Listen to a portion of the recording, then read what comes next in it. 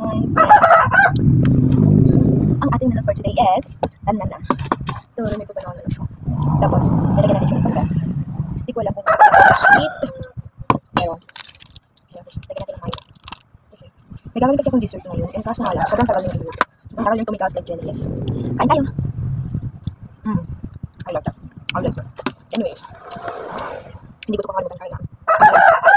Madilikad pero magkulit ko sa mga nag-date lang sa maganda. Kanina nga, malakit pumunta ko na pala para bumili ng ingredient ng gagawin ko. Jolly coffee and coffee jelly. Ito na nga. May dadaan din ako ang drug user. Kasi kaya naman sila nagsasap talaga dito sa ano ay sa barangay. Sabi, init kasi kanina. Wala una pala pumunta na ako dito. Kapag init. Hindi ako yun. Hindi ako singgabihin. Tapos, sabi nila sa akin, dahil sakay ka na, kaya ang init ng araw, daw ganun. Sabi ko, akala ko concern lang, like, init yan kasi, gawin na ako. Tapos, nainis ako.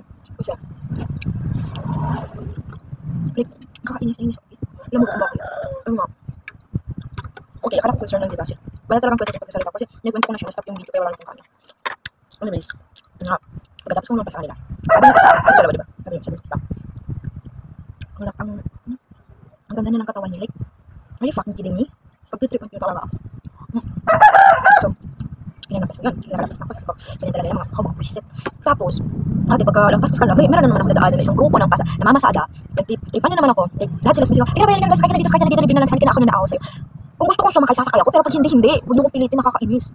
So, after nun, lumabas na ako, ganun. Pagkabiyo ko yung dresses, wala ko kahit. Tapos, sabi nung, ulit yung grupo, ulit na balik. Doon pa rin ako naman kasi wala nang ibang way. Gusto yun kumain, ang layo-layo, ang init-init, kaya wala tara. So, kasi lang ako sa lahat ko na lang pinsan, pero parang nagsikaw pa rin siya. Sana kasi sumakay ka na kanina, sabi nila, ulit ka na ba? Ay, kung sumakay. Yung sasakay ko, magkasawag ako dito pa lang sa bahay. Kasi ang daming namamasada kasi dito, every kanto meron. So, iba, kung gusto ko sumakay. So, sakay ako. Pero hindi ko gusto. Ito na nga. Ito.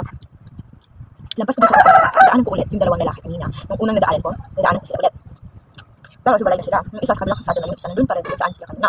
So, doon ako, dumaan kasi. Kala ko, nare-respeto yung kanila ako. Like, anak-anakan, gano'n. Kaya ko dumaan, sabi ko nung isa. Sabi ko, paglabas ko kanya, ay, ano sabi niya, huwag ka masyadong magpanak ng katawan. Like, anong paki mo? Anong purpose ng pagsasalita mo? Alam ko mataba ako. Alam ko, yung size ko. Alam ko yung kalagay ng katawan ko. Ba't siya lang ipa-size? Para ano, pambastos? Para mambastos? Ganun ba yun? Kaya hindi ko gets eh. Hindi ko talaga gets. Bakit? Kailangan nila sabihin sa harap ko. Nainis ako. Like, bakit kailangan isitang obvious? Alam ko naman, diba? Nababas ko talaga. Okay lang ako. Nabinibiro ko naman ako. Kasi mataba ako. Pero, yung the way ng pagsasalita niya ate, nababastos, hindi ko siya kaya palabas. Kaya, sabi ko sa sarili ko. Kasi lang, mamayo na ako lalabas sa bahay. Doon na ako natago, inalak yung bahay. Yung gagawin ko. Ako visit ako pasok sa visit. Kips. Anyway, hindi pa rin pagkatigas ko lang. Yung mayo ko dito, yung mayo, ginawa ko. Harap. Labas na siya.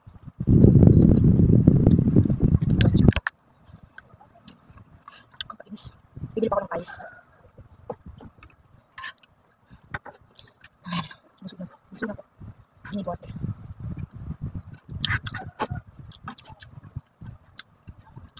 So, ang ganito. Kapasik ng babae sa Pilipinas. Lahat, kinukot siya. At maayos naman yung damit ko. Kapag tayo na. Kapasik pa rin. Wala sa pananamit ng babae. Kung bastos sila ito yun, bastos sila ito. Swear, walang mababago ito.